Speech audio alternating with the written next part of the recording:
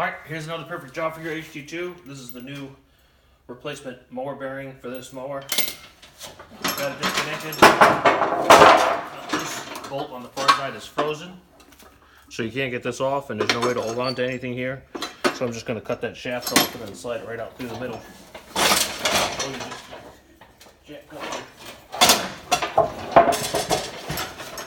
So it won't fall over. Open it out. So you can get into it. Now you would never do this with a traditional hard disk because you've got it caught in there, it would snap and break on you. With the HD2, you don't have to worry about that.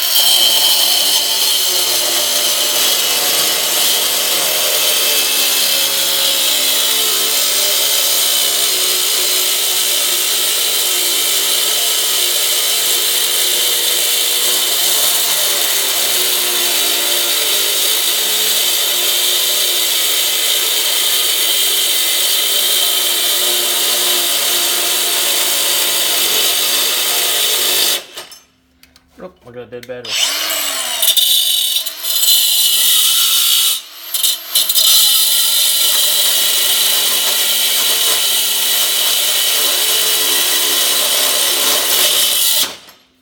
I'm going to stop that.